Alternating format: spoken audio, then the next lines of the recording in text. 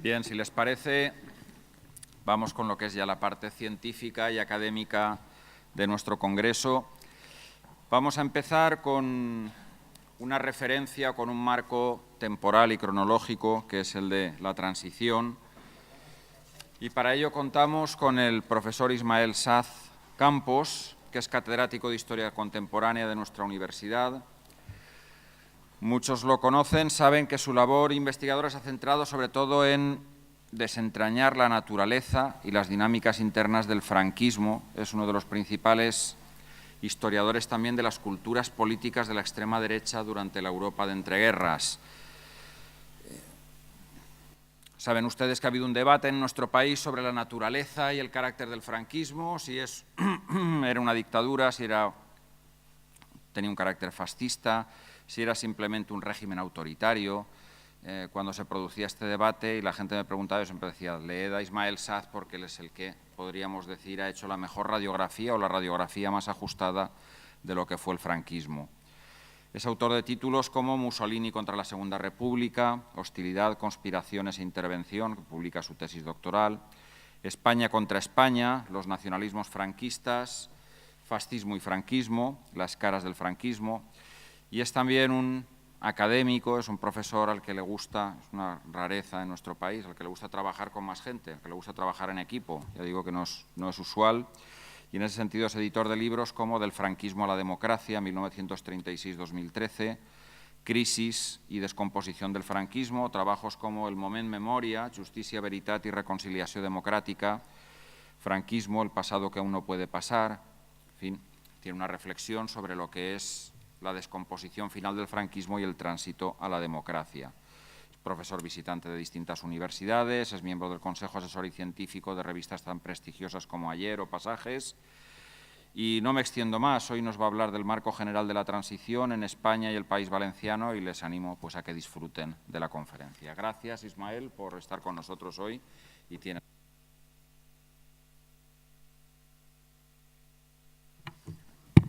Muchas gracias, buenos días.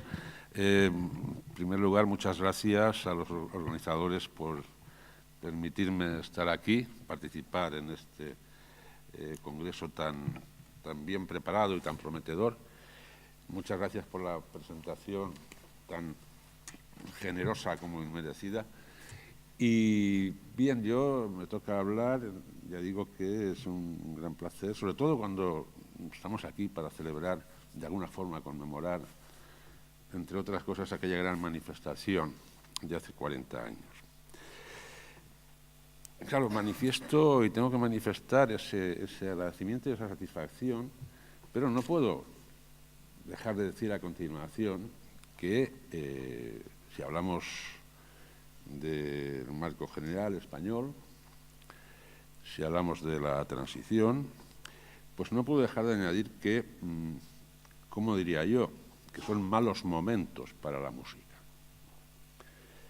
No es baladí recordar aquí y ahora que por primera vez en 40 años hay un autogobierno intervenido, anulado, con sus miembros en la cárcel o en el exilio. Todo esto ayudado por un artefacto de destrucción masiva, el 155, que algunos empiezan a santificar, ya ni siquiera a defender, a santificar directamente, y que se está convirtiendo en una espada de Damocles, por lo menos en manos de algunos del partido, del gobierno, muy constitucional y muy nacional, que empieza a esgrimirse ya a troche y moche. Se ha amenazado ya al País Vasco, se ha amenazado a Navarra, se ha amenazado a Castilla-La Mancha. Ojo, porque aquí hay avisos para el futuro, también para nosotros.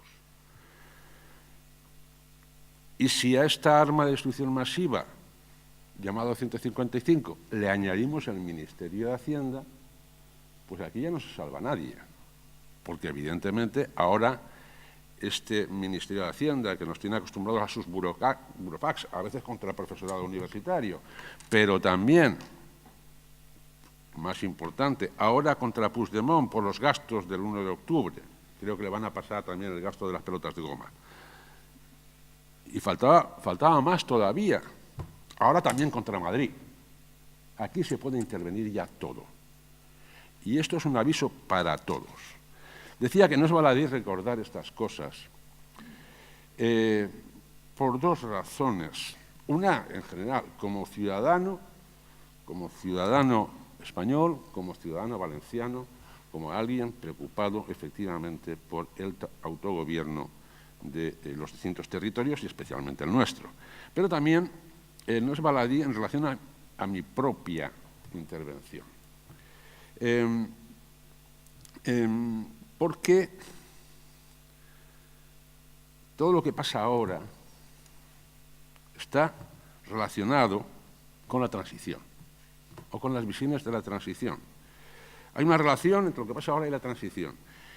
Y no la hay porque yo diga que la hay. De hecho, yo pienso que no hay tanta como parece. La hay porque todo el mundo la establece, para bien o para mal, para explicar en sentido positivo, para explicar en sentido negativo. Y en ese sentido se entremezclan dinámicas, percepciones que van alcanzando una dimensión explosiva, porque quien arremete contra el movimiento por la recuperación de la memoria histórica, arremete y aprovecha al mismo tiempo para arremeter contra el nacionalismo. El nacionalismo siempre es el del otro, como todo el mundo sabe. Y así hay quien habla ya de radical populismo. Que ya no se sabe si es una mezcla de nacionalismo periférico, populismo social, movimiento por la recuperación de la memoria histórica, etc. Y claro, otros también establecen la relación, o sea, todo lo que pasa ahora es por el famoso pacto de silencio, por aquello que estuvo siempre gravitando sobre las identidades, etcétera, etcétera.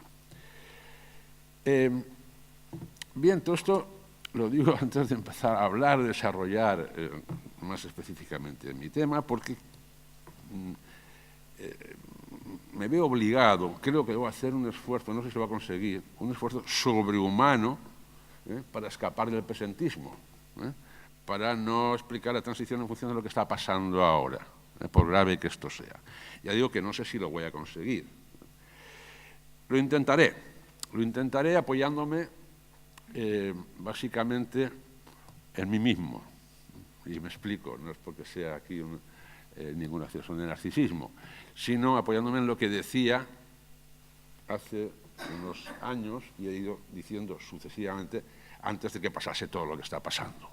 Es decir, como si no pasase nada. Bien, marco general de la transición, más en general en España, porque luego hablará mi compañero y mi querido amigo Ferran Archilés, más centrado en el País Valencià.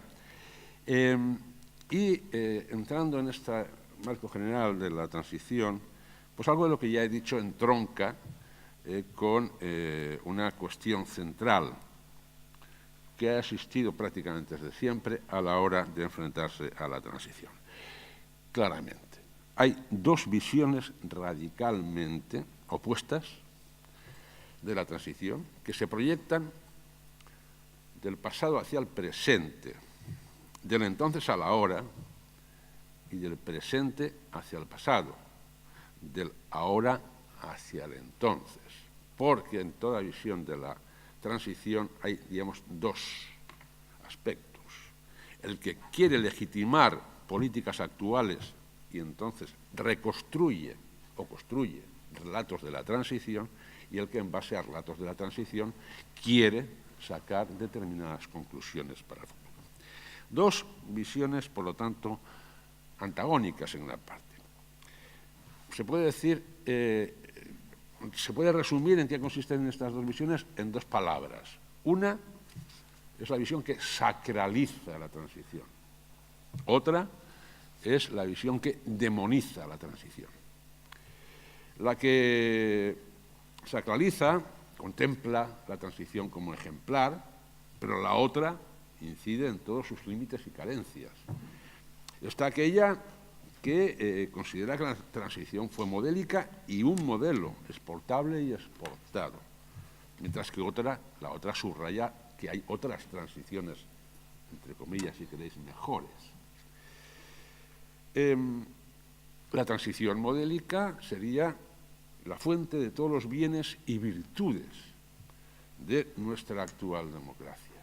La visión demonizadora ve en ella el origen de todos los males, absolutamente todos los males, perversiones, déficits democráticos de nuestra actual democracia. Hay muchas razones y muchas concreciones de estas dicotomías. También, y esto incidiré después en ello, hay más coincidencias entre estas dos enfoques de las que parece. Pero antes que nada, precisamente para subrayar lo que todo el problema que nos enfrentamos tiene de construcción, de aproximación, de interpretación, me gustaría hacer dos reflexiones amplias sobre la transición, incluso sobre el nombre, transición. La primera es qué es la transición, el nombre, y cuándo aparece, y la segunda se relaciona o remite a la periodización de la transición. No son independientes, como veremos. La noción de transición es un producto, la noción de transición es un producto que tiene una historia antes de convertirse en una especie de monstruo, una especie de algo que lo ocupa todo, que lo devora todo lo que pasa es transición. Una especie de concepto atrápalo todo, que casi marca, y ya lo vamos viendo, una época, una era, una época de la historia de España y casi de la humanidad. Bien, esto no tiene nada de neutro. De transición se habla muchas veces a lo largo de la historia, porque transición, al fin y al cabo, significa, sí, con minúsculas, pasaje, formas de pasaje de un régimen a otro. Esto puede tardar una semana, un mes o 6 meses, o un año. Esto se ha utilizado siempre en el lenguaje común y político. Alguien lo había dicho, y ahora voy a hacer una pequeña referencia, que siempre, nunca está de más. Quizá quien primero lo utilizó, en ese contexto de pasaje de un régimen a otro, fue un valenciano, Luis Lucia, en 1930, señalando en estas horas de transición, Bien, como era valenciano, pues ningún supremo experto en transitología lo ha citado nunca. Eso es obvio y lógico, si se quiere. En aquella época de transición había otra forma de hablar de transiciones. Por ejemplo, los que estudiábamos, siempre me gusta recordarlo, pues nos pasábamos, estudiamos historia, nos pasábamos semana tras semana, seminario tras seminario, clase tras clase, curso tras curso, hablando de la transición del feudalismo al capitalismo. Estábamos tan preocupados con la transición del feudalismo al capitalismo que cuando hacíamos huelga o íbamos a manifestaciones o nos la jugábamos por ahí, no nos dábamos cuenta que estábamos en una transición, porque como aún no se llamaba así, pues nosotros seguíamos con la nuestra teórica del feudalismo al capitalismo. Y de transición hablaba también en un sentido genérico la oposición antifranquista en los 40, en los 50, en los 60. Eso, en el sentido de cómo se producirá, ¿no?, el fin de la dictadura, la conquista y la democracia, etc. Y luego se empezó a utilizar, pero para que veamos que las palabras las carga, yo no diría el diablo, o por lo menos todos los diablos, se empieza a aplicar la transición de una forma inesperada. Por ejemplo, un falangista, Elorriaga, en 1974, ya habla de transición o convulsión. ¿Y qué es la transición? Transición es el lógico devenir de la dictadura hacia la democracia, así de sencillo. Claro que había por ahí alguien que se le había adelantado, un tal Fraga Iribarne, que en 1973 decía que había que producir ideas para una España en transición. 2 años después, en 1975, el demócrata de toda la vida, no sé si acordáis, se llama Areilza, pues ya escribió un artículo que se llama La transición. ¿Qué transición? Entre Franco, que está a punto de morir, y Juan Carlos. Y punto. Y un personaje también muy importante en la historia, no sé qué historia, pero Ricardo de la Cierva, en 1975 escribió ya el primer libro sobre la transición. Se llamaba Crónicas de la transición, de la muerte de Carrero a la proclamación del rey, tal cual. Bien, luego esto se fue haciendo, se fue incorporando, digamos, al lenguaje cotidiano, hasta que seguramente la primera vez que empieza a aparecer transición, no como una expresión más, sino como la transición con mayúscula, es ya en torno a 1982 con la victoria del PSOE. Con la victoria del PSOE que empieza a materializarse esa idea con el añadido, que tampoco es neutro, de final feliz. No es neutra. Porque después de la llegada del PSOE al poder, parecía, yo no digo ni que lo fuera ni que no lo fuera, un final feliz. Y ese final feliz se empezó a ver como un absoluto. Y un absoluto reforzado por el desembarco de una cantidad de ingente, de buena parte de la intelectualidad, sociólogos, politólogos, políticos, historiadores, pensadores, que llevaban unos años, muchos de ellos llevaban unos años, fustigando al Partido Comunista, por reformista, por traidorzuelo, que eran trotskistas, que eran anarquistas, que eran nietzscheanos, hay uno muy famoso por ahí, que de repente desembarcaron y se convirtieron en la intelectualidad orgánica del Partido Socialista, con esa noción de ya la transición como absoluto y final feliz. Bien, lo que quiero subrayar con esto es que nada hay de neutro, no es una cosa objetiva la transición. Y esto se aprecia también en esta clave de que no hay nada neutro, en la propia periodización. Claro, hay quien empieza, esto empieza en el 56, con los sucesos de febrero. El Orriaga, el falangista este que decía antes, publicaba un libro que decía de la Dirección General de Seguridad a las Cortes, porque estuvo detenido 4 horas y le habían avisado que se iba a hacer las pantuflas. Como era falangista, pues ahí estuvo. Pero él ya dice que por ahí empezaba la transición, hay quien dice que en el 62 con el Múnich, en el 69 con el nombramiento de Juan Carlos, en el 73 con la muerte de Carrero, en el 75 la muerte de Franco, 76 con Suárez, que es quizá el que tiene más consenso. Final, 1978 con la Constitución, 1979 con la aprobación de los estatutos, 1982, ya me he referido a ello, con la victoria del PSOE, o 1986 con la OTAN y el mercado común. En buena parte, esto quiere decir que cada uno habla muchas veces de la feria según le ha ido en ella, según le interesa, según refuerza sus convicciones, que pueden ser historiográficas o pueden ser politológicas o pueden ser políticas, depende. Y todo esto con una falta de comunicación preocupante. Por ejemplo, hablas con politólogos y escriben tranquilamente, como todo el mundo está de acuerdo, la transición termina en el 82. Hombre, todo el mundo no está de acuerdo. La mayoría de los historiadores dicen que es el 78, aunque no todos los historiadores, pero casi como ignorando lo que dicen los demás, ¿no?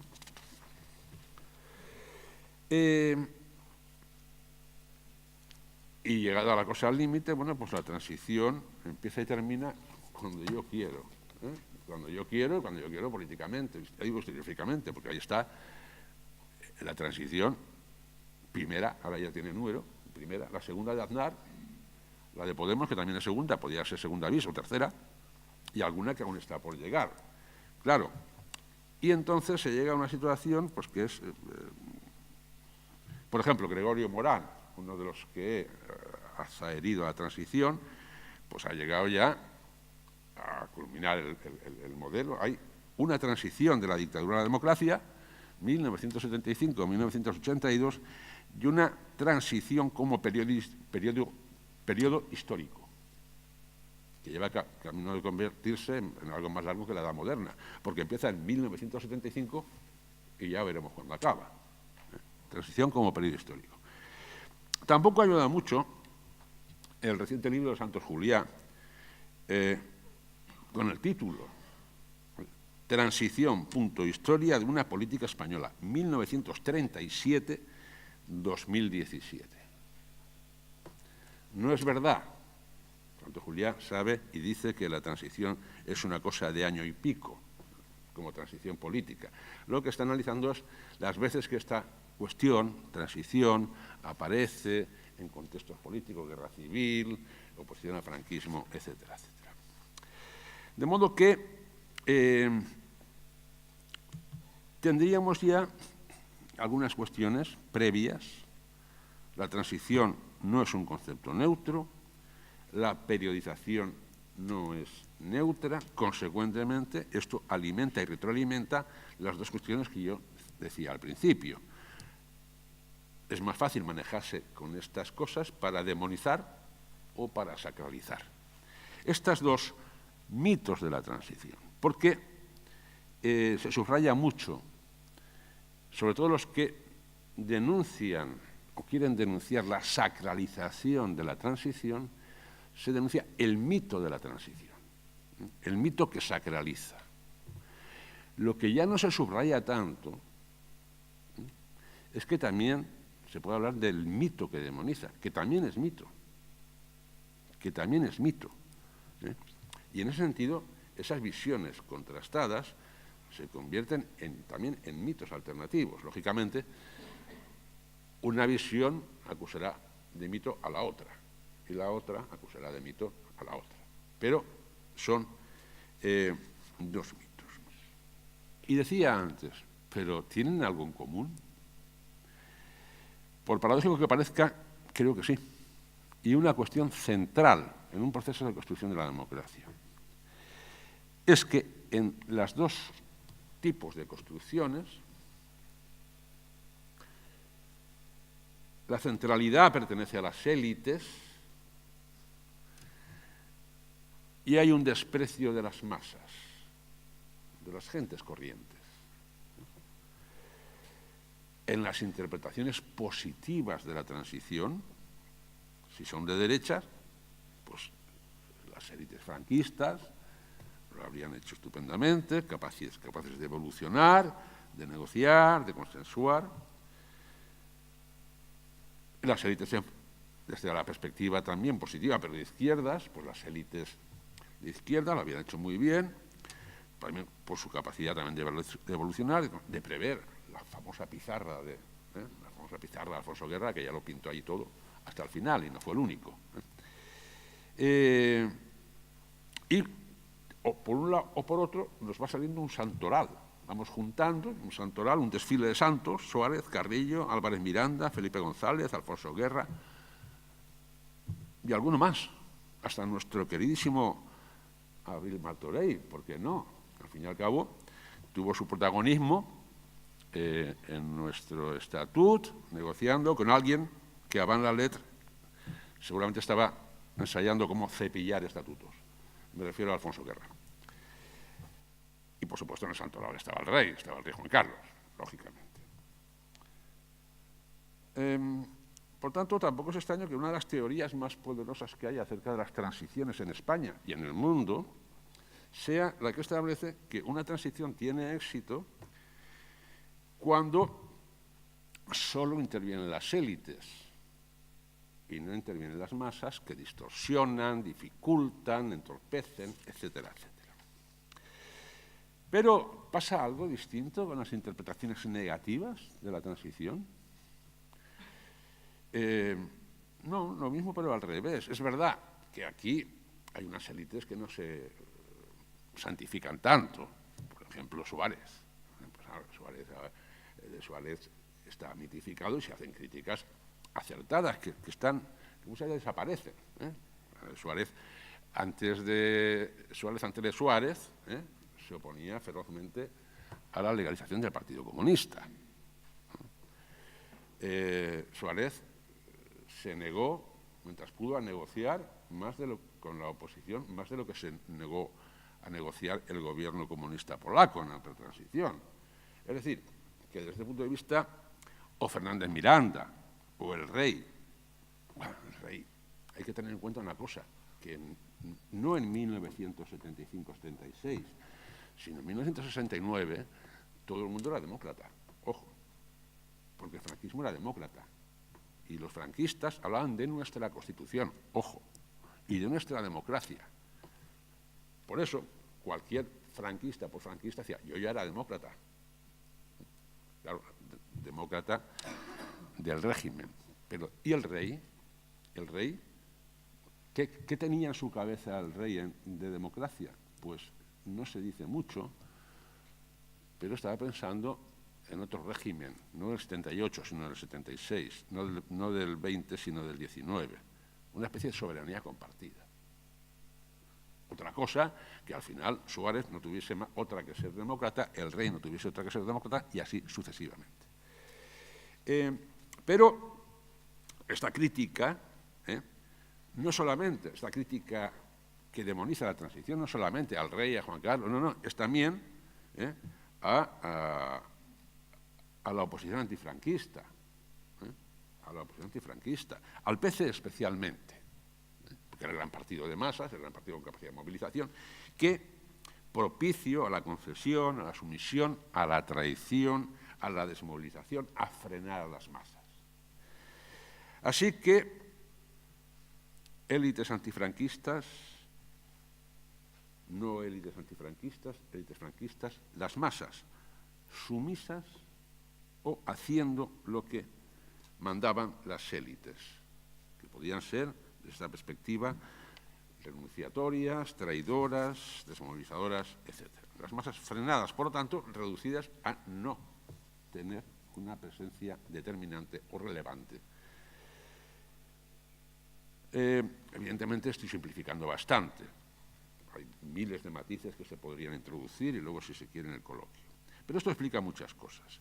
Explica muchas cosas, incluso en la literatura, incluso en el cine. ¿Os acordáis aquello de... incluso las élites no tienen por qué ser solamente élites políticas. Las buenas, quiero decir, también pueden ser culturales. ¿Os acordáis aquella película de Buen viaje a excelencia, se llamaba, de los Joglars? Que toda la película está montada en el sentido de que contra el franquismo había 3 o 4 moscas, que seguramente eran ellos. Luego se ve que los de las calles eran mosquitos y ellos no los veían. Pero esa idea de que no, aquí contra el franquismo estaba yo, nadie más, en las élites culturales. O la reducción a personajes de toda la transición, el trama de la transición. Hay un libro excelente, Anatomía de un instante, que está muy bien hecho, pero que acaba el instante y parece que la transición la han hecho entre Carrillo y Suárez. ¿Por qué? Porque Carrillo, Suárez se parece a su padre, Carrillo a no sé quién, menos mal que entonces aún no había descubierto a su abuelo, el falangista, quiero decir. Pero se queda reducida la transición a una cosa parece que estos genios lo hicieron todo. Bien, fue así. Yo ahora, no sé cuánto tiempo llevo ya, pero bastante, ¿no? Bueno, pues lo siento, me queda bastante tiempo. Algunas cuestiones que yo creo que se pueden precisar. Primera, hay una noción que tiene un éxito atronador, que es que Franco murió en la cama. Cuando la gente dice que Franco murió en la cama, se le olvida que Franco, que murió en la cama, era una metáfora de su régimen. Estaba físicamente podrido por todos los lados. Se le estaba manteniendo cuando le fallaba todo. Exactamente lo que pasaba con su régimen. Su régimen estaba a la defensiva, apuntalado lógicamente por la represión, pero estaba a la defensiva en todos los terrenos. En la universidad, el foco del antifranquismo, hacía ya 10 años que incluso había desaparecido el SEU, es decir, el instrumento de control de la dictadura de los estudiantes. En el movimiento obrero, con Franco vivo, las elecciones sindicales, con Franco vivo, es un triunfo aplastante de la oposición obrera, comisiones obreras y las otras organizaciones. Hay el desarrollo extraordinario del movimiento vecinal, más en unos sitios que en otros. Por ejemplo, no podemos comparar Valencia con Barcelona o Madrid, aunque en cambio en Valencia tenemos unas movilizaciones ciudadanas impresionantes y muy efectivas, como las que están relacionadas con el Lli del Túria o el Saler. También en el terreno religioso, porque diríamos que el grueso en una pirámide, de abajo a arriba, pues arriba menos, pero también hay un alejamiento del régimen y la Iglesia ha dejado de ser ese factor de legitimación tan fuerte, poderoso y necesario que fue al principio. Y también en el plano regional nacional, que el régimen está perdiendo la partida. No lo digo yo. En todas y cada una de las cosas que acabo de decir, lo dicen las reuniones del Consejo Nacional del Movimiento. Estamos perdiendo aquí, en lo regional. Estamos perdiendo en la universidad. Estamos perdiendo en el mundo del trabajo. Es decir, que esa percepción la tiene. Claro, ahí la dictadura no cayó. La dictadura no cayó. Bien, yo creo que hay varias razones sobre las que hay que profundizar un poco. En primer lugar, hay que tener en cuenta los traumas por los que ha pasado la población. Y no es un solo trauma, es el trauma de la guerra civil, de donde viene aquello de nunca más una guerra civil, incluso democracia sí, pero sin guerra civil, y esto viene del antifranquismo de base, ya en el año 39, esto no se lo inventa Franco después, que lo que hace es intentar captar estas dinámicas, estas percepciones. Está el trauma del nunca más una guerra civil y está el trauma del terror de la posguerra. No se nos olvide, son dos traumas, no se pueden reducir a uno solo. El trauma del terror, que inocula el miedo, y que eso tampoco se subraya mucho en la transición, cuando se habla de transición. Ese trauma del miedo estaba como trauma del pasado y como miedo del presente. Que la gente cuando salía a manifestarse tenía miedo, porque pegaban. Cuando no estaba la extrema derecha disparando y matando, como se recordaba antes. No era solamente el pasado. Ese pasado, ese miedo operaba también en la transición. Y hay que tenerlo en cuenta para medir los alcances de las movilizaciones, etcétera, etcétera. Razones importantes, como veremos. Pero es que además había otra cosa. Es que la dictadura franquista no quería irse. Es que Franco no quería irse. Es que las dictaduras que mueren en la cama. Claro, las dictaduras fascistas, Italia y Alemania, claro que caen por derrota en la guerra. Hasta Pinochet concedió un referéndum que perdió. La dictadura argentina cayó a raíz de la catástrofe de las Malvinas, catástrofes exteriores y cierta disposición. El mundo soviético implosiona. Hay una cosa muy importante. Hay un momento que Gorbachev dice: ¿qué socialismo es ese que hay que defender frente a la gente con los tanques? Y en el momento que no hay tanques, implosiona. Pero se acepta esa idea. Franco jamás aceptó esta idea. Ni los franquistas. Ni siquiera, en cierto modo, hasta el final, ni siquiera en el final Suárez.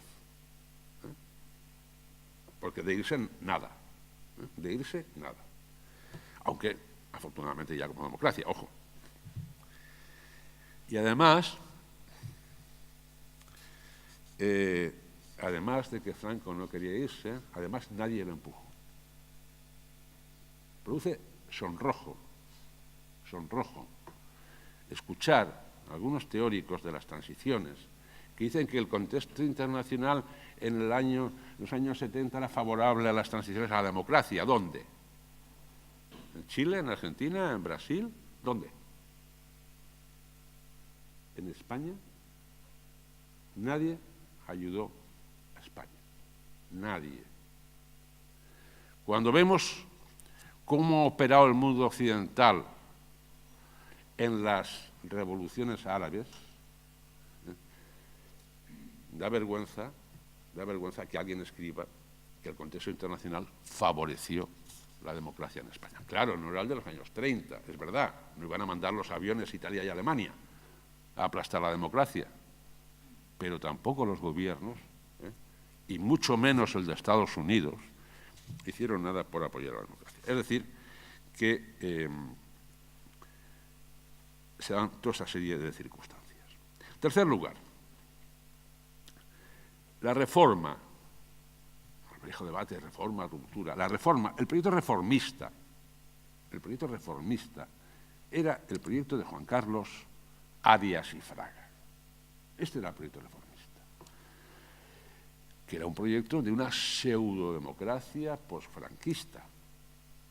Y ese proyecto, que era la reforma, fue dinamitado por la movilización popular, especialmente en el primer trimestre de 1976, que alcanza unas cotas no alcanzadas prácticamente en ningún momento de la posguerra europea.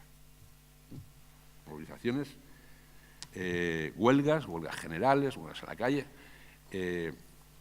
Sabadell, en manos de comisiones obreras, dice Fraga, estos se han asaltado el Palacio de Invierno. Fraga siempre muy dado a este tipo de cosas.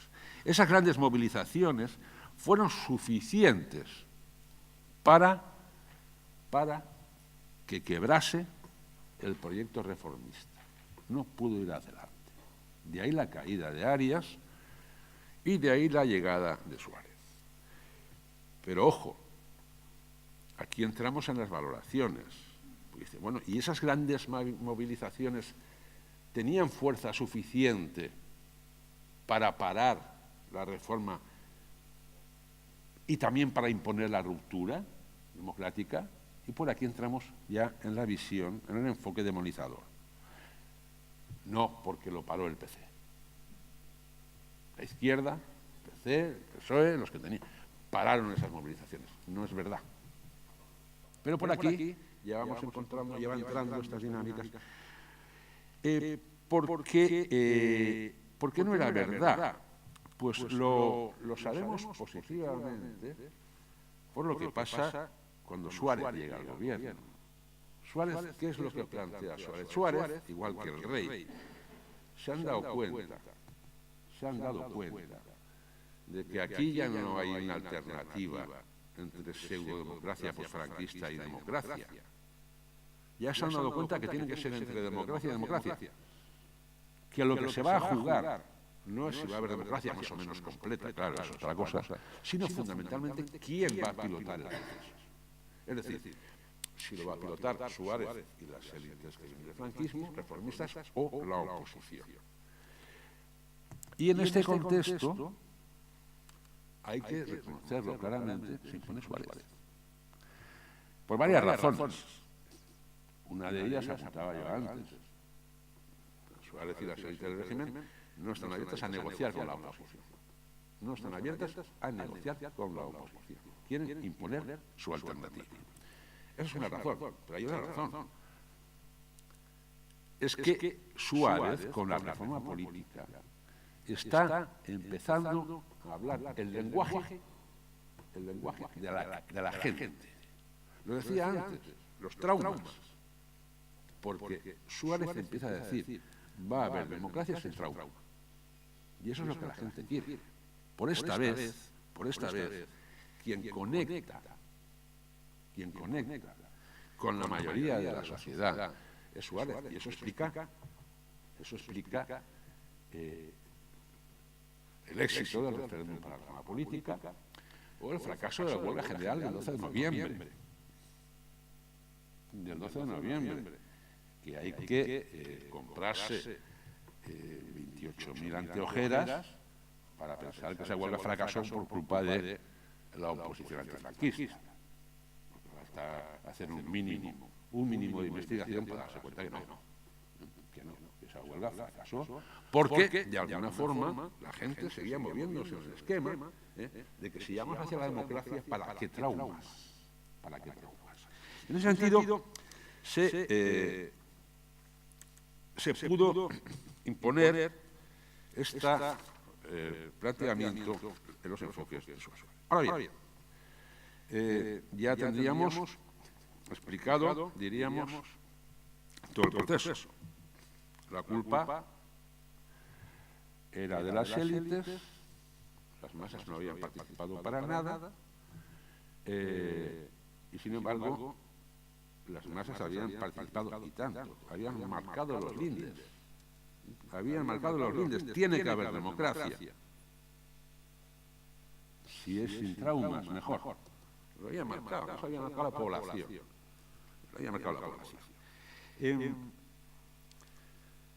Y ojo, que se siguieron marcándolo, no nos engañemos, porque el proyecto de Suárez, la hoja de ruta de Suárez y del rey, no era una democracia como la que finalmente se conquistó, era una democracia bastante más restrictiva.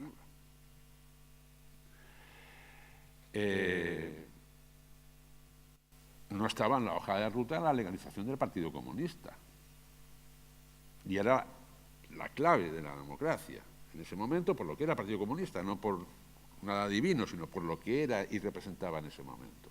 Eso no estaba en la hoja de ruta. Ahora Suárez dice, si los que han estado en el funeral de los asesinados de Atocha se presentan a la Puerta del Sol pidiendo que les legalice, ¿qué hacemos? Los ametrallamos. No había otra, pero eso no estaba en la hoja de ruta. Y no estaba en la hoja de ruta,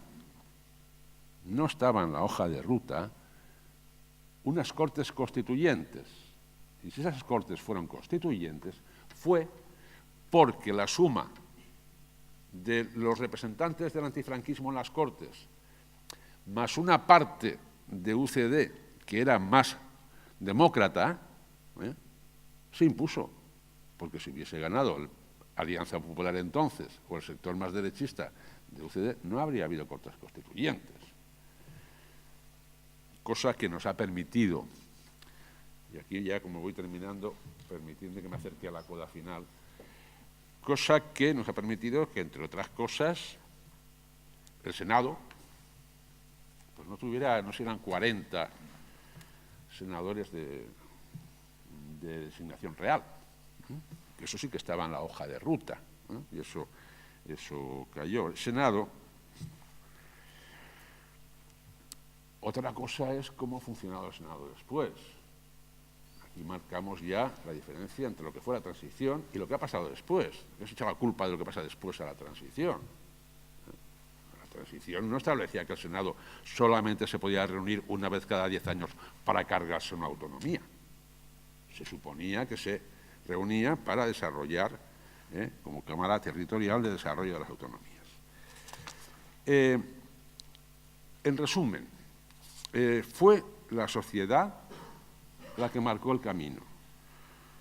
Las élites intentaron más que determinaron. Fueron las masas, entre comillas, ya sabéis que la masa es un concepto despectivo. Fueron las gentes, los hombres y mujeres concretos, que tenían su racionalidad, porque aquí, en este tipo de construcciones, los únicos que piensan son las élites, y los hombres y mujeres concretos no piensan, son sujetos, ni sujetos siquiera, gentes manipulables y manipuladas. Pues no, eran gentes corrientes, que pensaban, sentían, se movilizaban o no se movilizaban y marcaban los lindes. Así pues, no estábamos ante una población sumisa, manejada, como pretenden algunos politólogos, como pretenden, algunos sociólogos, algunos transitólogos, que es una nueva categoría mundial, no eran gentes, insisto, que fueron gentes normales, que fueron determinantes y fundamentales. Que, como antes he hablado un poco de la situación actual, me he olvidado y me he puesto a hablar de entonces, vuelvo ahora para terminar ya absolutamente, una pequeña coda. ¿Qué es lo que nos enseñaría esto en un sentido muy amplio? Pues primero que no hay que demonizar. No hay que demonizar ni despreciar a las gentes. Las gentes no son seres amorfos, son personas que piensan, sientan, se movilizan por objetivos. ¿Lo estamos viendo? Todo el sector, sectores amplísimos, no diría ya de la derecha, sino de la derecha, centro-derecha, de la pseudo-izquierda, de los medios de comunicación, toda la culpa la tenía Artur Mas, porque había engañado, habían manipulado. Claro, cuando se va Mas, toda la culpa es de Puigdemont. Y entonces resulta que hay 2 millones de catalanes que se movilizan porque un titiritero lo está moviendo. Llámese Puigdemont, TV3 o la escuela. Todo manipulación. No es verdad. Los independentistas catalanes, esos millones son personas con su racionalidad. Ojo, como tienen su racionalidad los catalanes que no son independentistas. Tampoco son marionetas. Tampoco son marionetas. Y también son muchos. Y por tanto tienen su racionalidad. Ahora bien, si entonces nos ponemos en estos términos, pues si estamos hablando de seres humanos reales, de mayorías, mayoritarias totales o mayorías parciales de la sociedad de uno u otro signo, evidentemente, solamente cabe una solución. Esa solución es la de siempre. Es la única, la democrática, la que implica respeto al que no piensa como tú. Se llama votar. Se llama votar en las urnas. Y se llama también que nadie debe estar en la cárcel. Muchas gracias.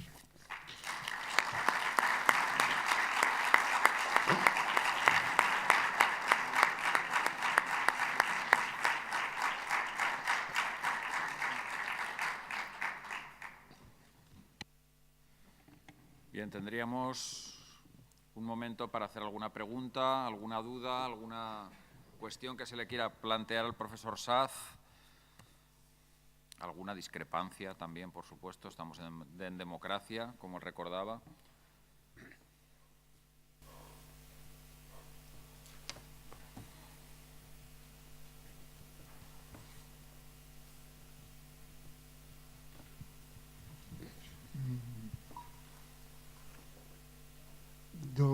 Dos idees. Per una banda,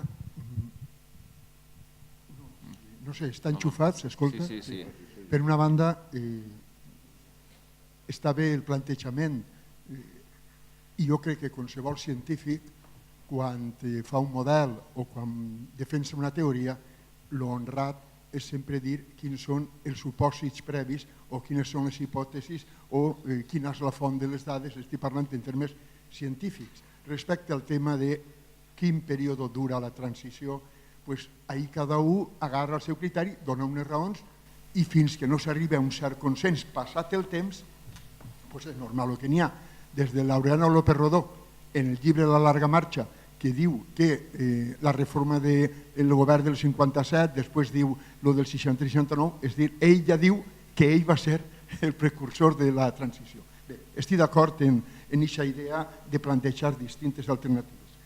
L'únic de tot el que s'ha exposat que veig un hueco, per a mi, de formació professional, l'únic hueco és que no s'ha dit el context econòmic. És a dir, en tot el que hem raonat ha aparegut la filosofia, ha aparegut les idees, els politòlegs, els sociòlegs, historiadors, però no s'ha parlat d'economistes i estem en ma casa.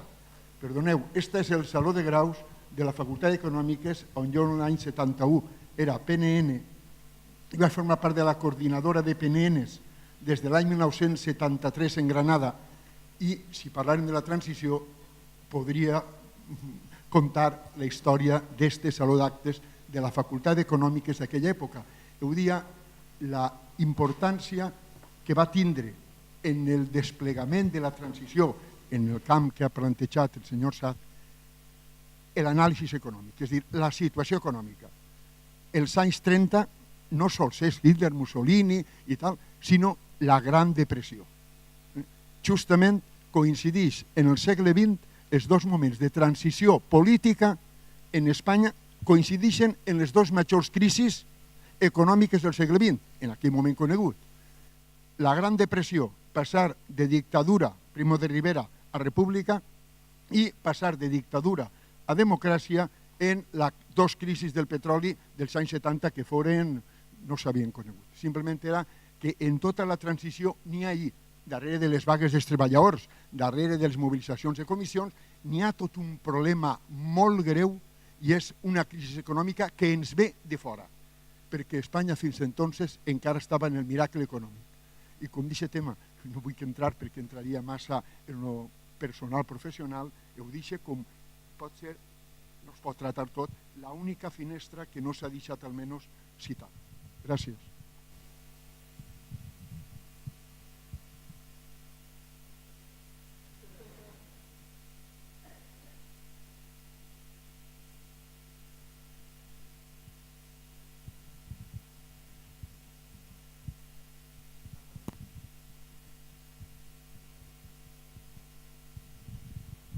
Bon dia.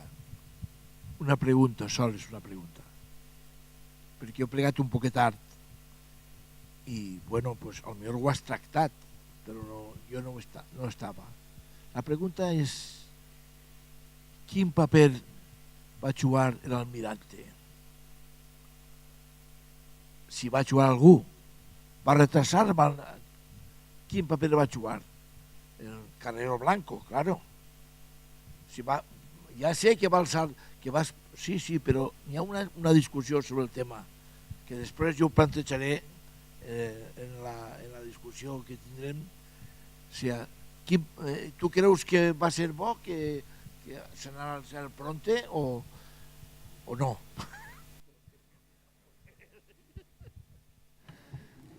Cuidado, te puede procesar, que por menos de esto hay algún procesado,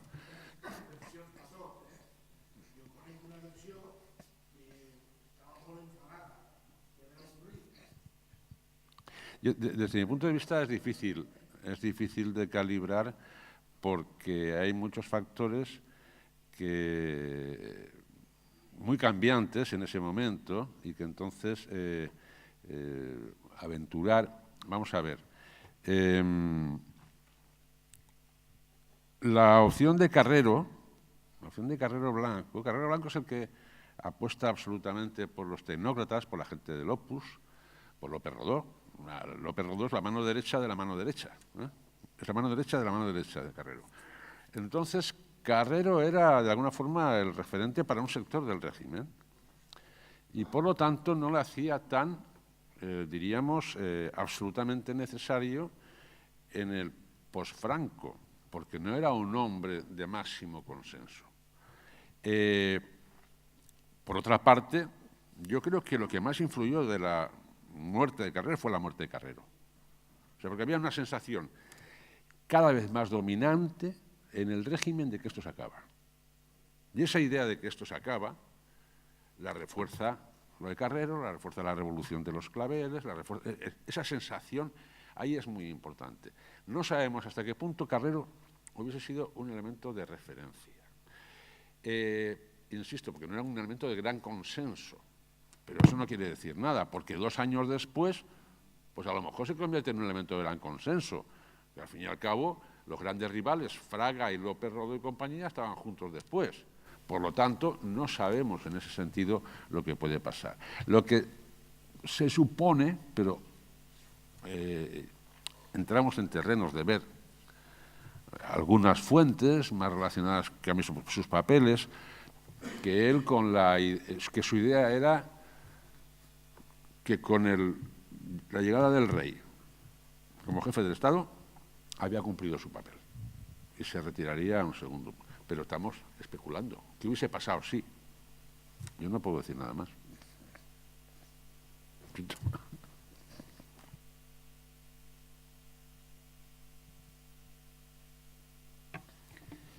Alguna pregunta més? Alguna qüestió? Alguna cosa més?